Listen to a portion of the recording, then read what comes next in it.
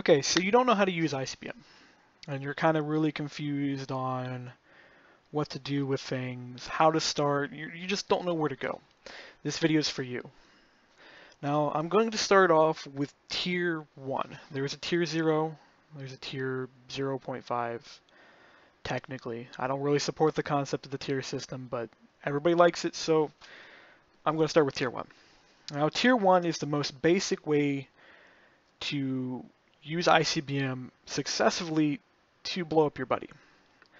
Tier 1 involves the small silo, which we're going to go ahead and place over in this cage here. These cages for military base decor yet to be released will be released later when I fix half the stuff wrong with it. So we're going to place this over here. Now you don't really have to place this into a little caged area. This is almost entirely for decoration. Don't get confused. Silo can go anywhere. The only restriction is that the silo is 3 blocks tall, and that you need to be able to access it in some way and not block off the top. So you can literally hide it down here. Won't be able to see it. If you really wanted to, you could even create a piston door. Hide it completely. It's gone. But we're going to move on. Not get into details of your strategy, how to not get nuked yourself. But place it here. Then what you want to do is you want to place down a really simple crafting recipe. Not too expensive, very easily. Recipe is also simple. You can essentially, on day 1 of playing Minecraft, get this and start using it. This is your way of basically launching everything. Now, when you get this set up, you open this up, you'll notice no silos. Try using a data chip. Pretty cheap for this one. This one, a little higher tier than the rest of it, but it's still just copper. Going back to this, just showing the recipes off this, the tier 1 microchip. But you get this, take your data chip, go back over your silo. It'd be helpful. And then you want to right-click on your controller to transfer the data. You now have a launcher. Now, it will not let you fire because we have no missile in there. You can open it up, set the name. We're going to call it this. Not be set or modified or changed or even viewed unless you have a missile. We're going to get to that part. When you want to create a missile, you use this little block. This is the missile workstation. It does not do the actual crafting, but is more of a customization workbench. To actually craft a missile, you want to use this recipe here. This is made out of sheet metal rods. There's a vanilla recipe if you do not have sheet metal enabled or it's missing other things. Sheet metal is pretty simple. You use shears with sheet metal, and sheet metal is basically still. Recipe will be modified later, so use mods like NEI and JUI to keep up with recipes. I'm not going to update the videos for those. But pretty simple. Rivets, hammers. Not too expensive. It's actually, I believe somebody said it's only like 4 or 5. No, it's not 4 or 5 ingots. It's in total. Let's do real quick math here. So we got 5. I'm gonna say that's 6 right there, and it's 8 ingots to make one of these. That's not too bad. When you place it in, you'll immediately notice that it's missing pieces. You haven't put the pieces in.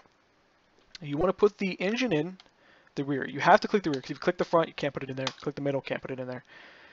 You put it in the back. Now you can right click to put it back in and out. Now the engine itself, there are several engines, each with a different perk, different usage, different everything. The burner engine is the cheapest and easiest one to get your hands on. It's also the slowest one in the game. You barely get lift with it, and you can immediately notice the difference when you fire it. There's other videos I have that show the difference between these. I'll be uploading those to YouTube later if they're not uploaded now. Actually, let me go grab those real quick. I'll show you the recipes. Which I have to get off this tab to do it. But we have the Void engine, or Anti-Grav engine. This is a creative mode only engine. I will be making a crafting recipe for it later because I have an ideal.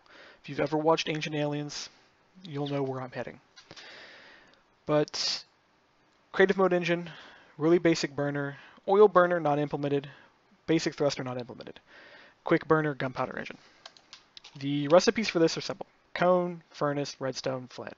Flint and redstone ignite the engine. This funnels the thrust. This produces the thrust. How you load fuel into it is this. The items you load into it have to be the same item you put into it. It'll tell you what the fuel is right in the tooltip. Right now it's empty. The output's going to say empty too, just because NEI likes to derp. But I've already got these loaded. Now I'm going to just delete that because we're going to use the gunpowder engine. The gunpowder engine is crafted, it's basically a paper tube. It's a firework. Really simple to make. Redstone ignites it, gunpowder goes off. Additional gunpowder that you have inserted is actually the fuel. This is the ignition, this is the fuel. You can put 64 units of gunpowder in this. You also put 64 units of fuel in the other engine. More fuel you have, farther you go. Gunpowder engine also gains additional speed the more fuel you have. But that's unimportant, you guys can figure out the math later. Put the engine in. You also want to put a GPS chip in it here. There are several different types of these, and there will be tons of more of these chips implemented later. But the basic types, you've got gears. These are horribly inaccurate. These are your World War II era, World War I, Civil War era guidance systems for rockets. And yes, Civil War had rockets, World War I had rockets. They just were not the rockets me and you think of. They were more advanced bottle rockets that had flares attached to them for soldiers to see at night. Then after the gears, we have basic chips. These are not computers. These are like alarm clocks. They do the same thing that the gears do, just a little bit better. They just keep the missile on a predicted course. And by predicted course, you literally go in and manually fine-tune these, is what you would do in real life. So you would adjust knobs and levers. In a chip version, you adjust lines of code. These have no way to tell where the missile actually is, so if the missile gets off course, it's off course. This is the reason why even the chips still miss. They will be computerized and GPS-guided versions implemented later that will be dead on course, but I have to implement satellites for those, because I want you guys to make satellites to use the GPS. I'm not just going to give you freebie GPS. You'll have to work for it. But right-click, put it in. You can pull it back up, put it back in. You kind of get the idea. It's right-click supported. Now, you're going to need a warhead. Warheads are pretty simple to make, but they have to match the tier. Micro warheads are for RPG rockets. Small or for small missiles. Warhead is for the big missiles. Pull one of these out.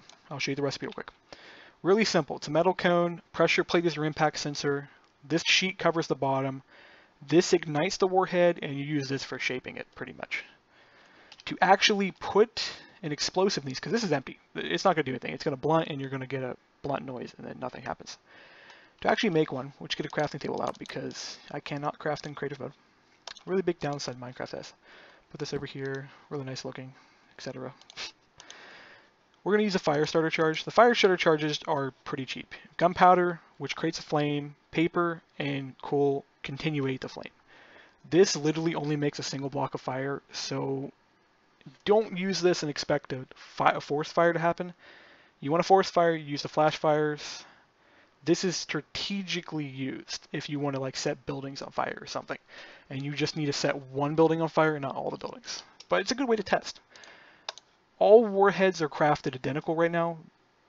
There will be an upgrade for this later called the Warhead Crafting Station. Right now you just put this in here. This will get you your warhead. Now you can add more items to the warheads to increase the radius. Right now it's 1 meter. The fire starter, putting more in here is not going to help. You're still only going to get one, so it's a waste of resources. I'll be capping this later to prevent issues. But the more charges you stack in here, the higher the radius goes up. To stack charges in here, you quite literally just stick it back in the crafting grid, stick another part in here. Each warhead has a different limit. The RPG rocket has 1 charge. I believe this is 5, and the standard is like 13. But in order to put this on, right click. Kind of get the concept. Pretty easy. Now you shift right click to pull this out, and you can put it straight back in. If you're in creative mode, it'll of course won't consume the item, which I'm going to take advantage of so I don't lose this. But we now have a fire starter charge with a gunpowder engine. We're going to walk over here and stick us in. Now, right now, this coordinate is set for exactly this spot. If we go over here, it should update. If not, I'll explain why. Okay, so it hasn't updated. This, by default, is going to set its location as an invalid data set. This way you don't accidentally launch. You can manually set this whatever. We can't set it to 0, 0, of course, because I believe 0, 0 is not where we're at anywhere close. Yeah, it's like off somewhere that way. But if you want to set the coordinates, you can of course manually type it in, but that's just a lot of work. Instead, the better option, GPS data chip. There'll be mini maps, other stuff implemented later. Keep up with the development videos to understand what's being added, what's changed. I will update the tutorials slowly. I'm only probably going to do updates for tutorials once a month, if that. But I don't know why I walked over there. But you walk over to the silo, and actually I just messed that up. If you shift right click, it saves the data. You want to right click. So we'll click right there. And come over here and right click. Data's transferred. When it says data transferred, the object receives the data. Because the silo itself is what actually tells you the data's transferred, not the chip. Really good to remember that. And that's it right there. Click fire. We can watch our gunpowder engine go straight up. A nice little trail it makes. And the gunpowders are like the quickest, so they just immediately go up and immediately come down. Really useful for that. Downside, really short range. So they're good for base defense. They're bad for anything else. Now, of course, this just landed in the ocean. Now, as I said, accuracy is a problem even with the bigger chips. Yeah, there's going to be no fire down there. Nothing happened. Fuel might have exploded in the engine if there was any fuel left, but that's it.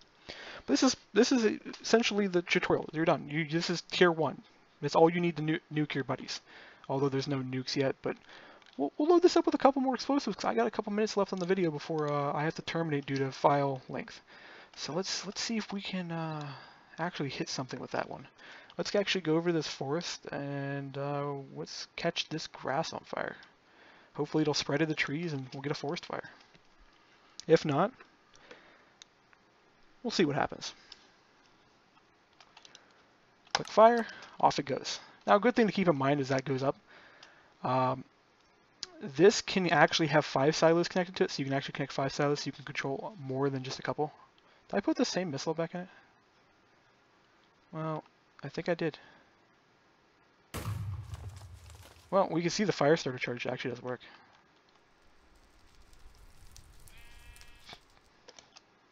Yeah, I'll throw that in my tab because I'm just going to click it again. Come over here, actually grab data, put the data back in it. Now you need to put the data on the silo with a missile in it or it won't encode. But there we go, data transferred, and let's fire this thing. There we go, purple trail.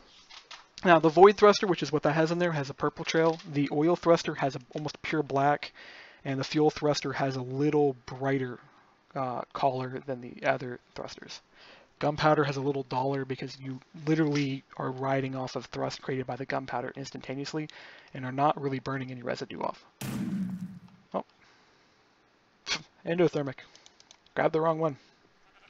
Couple minutes left. Yeah, I don't have enough time, but I'm going to make another video here showing you tier 2. This is tier 1, and that's done. Keep track of our progress with the developer videos.